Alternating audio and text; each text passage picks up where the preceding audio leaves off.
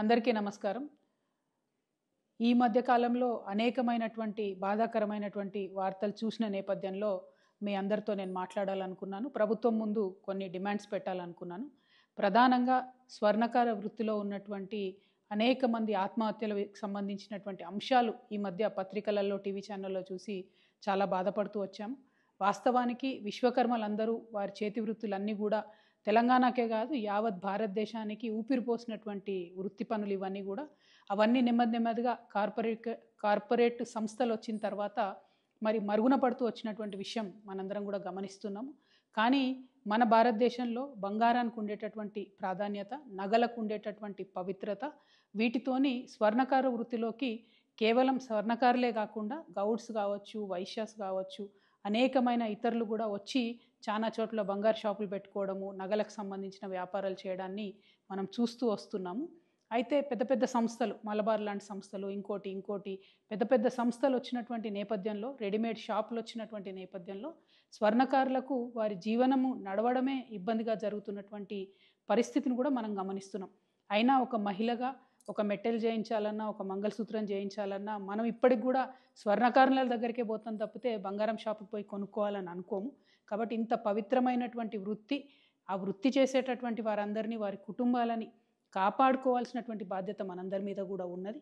ముందుగా స్వర్ణకారుల మిత్రులందరినీ కూడా నేను కోరుతా ఉన్నాను, ఏ సమస్య కూడా జయించలేనిది కాదు. మనందరం కలిసికట్టుగా ఉండి జయిద్దాం. దానికి సంబంధించి మీరు మనసు బాధపట్టుకోకండి, ఆత్మహత్యలకు మాత్రం మీరు వెళ్ళొద్దండి. సైనైడే ఇవాళ పెరగన్నమయ్యేటటువంటి పరిస్థితి మరి స్వర్ణకారుల విషయంలో జరుగుతున్నది. చాలా బాధాకరంగా ఉన్నది.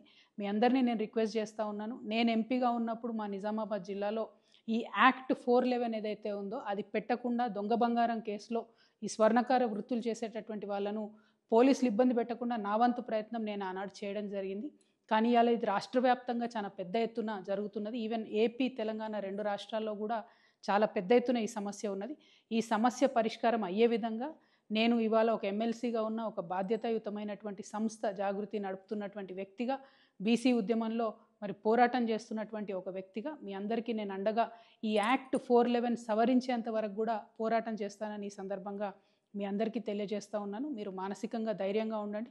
ఎట్ ద సేమ్ టైం నేను ప్రభుత్వాన్ని కూడా డిమాండ్ చేస్తూ ఉన్నాను, పోలీసులు తమ పని సులువు చేసుకోవడానికి దొంగ కన్నా ముఖ్యంగా వెళ్ళి స్వర్ణకారులను పట్టుకోవడం జరుగుతూ ఉన్నది. ఇది వారి ఆత్మగౌరవానికి సంబంధించినటువంటి అంశం, వారి కుటుంబ భద్రతకు సంబంధించినటువంటి అంశం.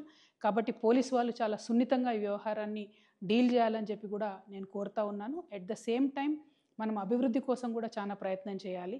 కాంగ్రెస్ పార్టీ కామారెడ్డి డిక్లరేషన్లో వృత్తి పనిదారులందరికీ కూడా ప్రతి జిల్లా హెడ్ క్వార్టర్లో 5 ఎకరాల స్థలం ఇచ్చి షాపింగ్ మాల్స్ కట్టిస్తామని చెప్పడం జరిగింది. అట్లానే పర్టికులర్లీ స్వర్ణకారులకు సంబంధించి అనేకమైన స్కీమ్స్ ఇస్తామని చెప్పడం జరిగింది. ఆ స్కీమ్స్ అమల్లోకి తీసుకొచ్చినట్టయితే మన స్వర్ణకారుల బిడ్డలు కూడా కార్పొరేట్ సంస్థలకు తీసిపోని విధంగా ధీటుగా మంచి బ్రాండ్స్ని కూడా నిర్మించేటటువంటి సత్తా ఉన్నవాళ్ళు. సెంటిమెంటలీ మాకు మహిళలందరికీ స్వర్ణకారులే కావాలి కాబట్టి స్వర్ణకారులు చేసే వృత్తిలో ప్రభుత్వం తోడ్పాటు అందించాలని చెప్పి ఈ సందర్భంగా నేను డిమాండ్ చేస్తూ ఉన్నాను. ఎట్ ద సేమ్ టైం ఈ యాక్ట్ 411ని ప్రభుత్వం యొక్క తోడ్పాటుని రెండింటిని సాధించే వరకు కూడా నేను మీతో పోరాటం చేస్తానని మీ సోదరిగా మీ అందరికి కూడా మనవి చేస్తున్నాను. స్వర్ణకార మిత్రులందరికీ కూడా నేను ప్రత్యేకంగా మళ్ళీ మీ సోదరిగా మీకు దండం పెట్టి నేను చెప్తా ఉన్నాను, ఎట్టి పరిస్థితుల్లో ఆత్మహత్య అనేటటువంటిది పరిష్కారం కాదు. మీకు ఏదన్నా చిన్న ఇబ్బంది జరిగినా కూడా ఖచ్చితంగా సోషల్ మీడియానో, నా ఫోన్ నంబరో ఏదో ఒక విధంగా మమ్మల్ని రీచ్ అవ్వండి. పోలీసుల విషయమైనా ఇంకోటైనా తప్పకుండా మీకు అండగా మేము నిలబడతామని చెప్పి తెలియజేస్తూ ఉన్నాను.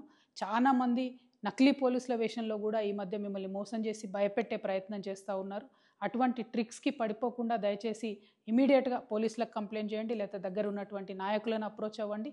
అల్టిమేట్గా ముందు మనం బతుకుంటేనే పోరాటం చేయగలుగుతాం. ముందు మనం బతుకుంటేనే